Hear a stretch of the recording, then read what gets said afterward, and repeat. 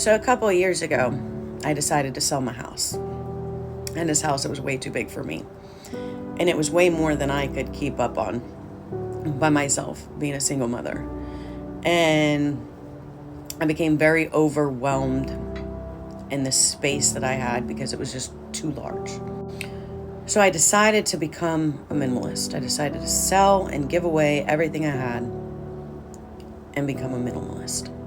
And I had lived this life where I had been an employee for a very long time. I had been management for hair salons, and I enjoyed the job. It was great, did good to me, provided a steady income, provided a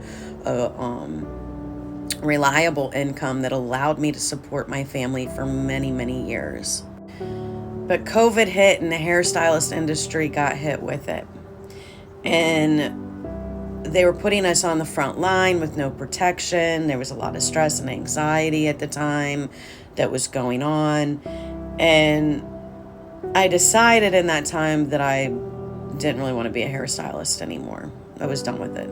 I was over it. I was done with it. I didn't want to do it anymore. And I wanted to be a real estate agent. I wanted to be a realtor. And I did that and I loved it. It was really good to me, especially when the market was doing really well. But I get bored easy. My mind, the way my mind works, I can't stay in anything too long. I always make jokes. I have OCD and ADD, which means I get really obsessed, but only for a short period of time before I move on to my next adventure. Well, I decided that I wanted my next adventure to be traveling around the world. Okay, I wanted to get in my trailer and just go. Just go. Go with the wind, right? Just go wherever my truck takes me. I sold my house, I bought a trailer. This had been my dream for many years, to own a trailer and to travel around the world. I've always been a traveler. When I was 18, I left home for several months and went to Italy by myself and went and backpacked around Italy. It was an adventure that gave me confidence, strength, independence. It taught me so much about the world, about other people, about other cultures, and it really shaped the person that I am today. I didn't go with friends. I had a boyfriend who was living out there at the time, but he was in school, and I left him many days to go travel on my own. And then I would come back and stay with him for a little bit, and then I would go travel some more. But most of this trip was me traveling on my own. I flew out there by myself. I walked around the streets of Italy and Rome and Florence and Amsterdam by myself for many days. And I talked to many people, and I made new friends everywhere I went. And I had a blast. It was the time of my life, literally. I didn't have much. I didn't need much. I took a couple $1,000s with me and made it stretch. My man and I often watch shows. One of the shows that we watch on YouTube is a guy, he's an engineer, a brilliant, brilliant man who has chosen to live homeless. He lives in he has this little buggy that gets pulled by goats, and he lives off of goat milk, and he makes his own food, and he has a little grill thing, and he collects different plants, and he shows you how to live off the land, and he really has nothing, and he needs nothing.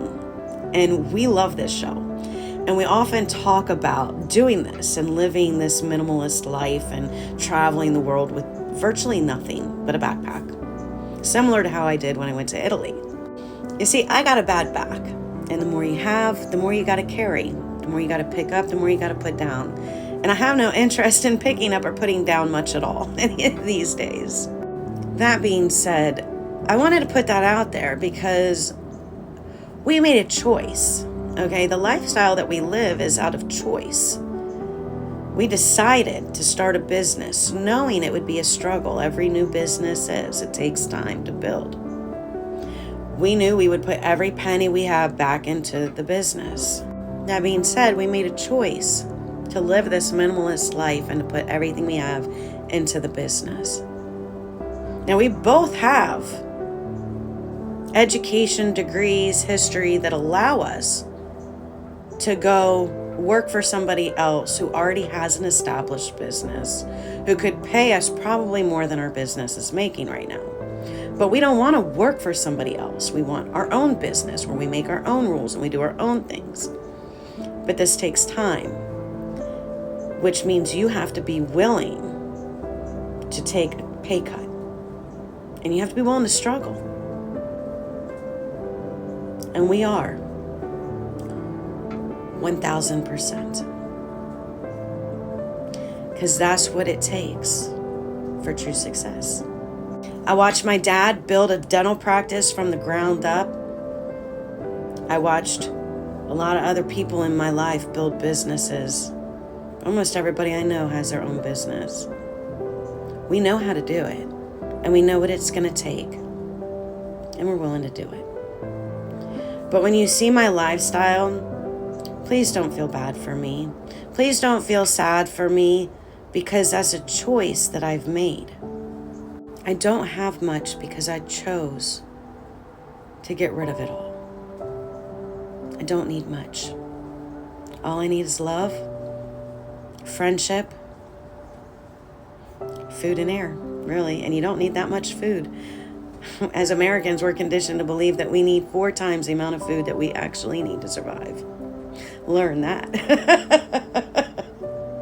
I learned that. I learned that I thought the proper portion of food was much larger than the actual proper portion of food for a very, very long time. That being said, I just wanted to make sure y'all know. Okay, because it breaks my heart when I see people like crying and feeling bad for me in the situation that I'm in. Because people think of success as materialistic, money, goods, and that's just not how I measure success. In my book, success is measured by self-esteem. Your self-esteem is your top measurement of success. If you've got good self-esteem, you're successful. And it's just as simple as that.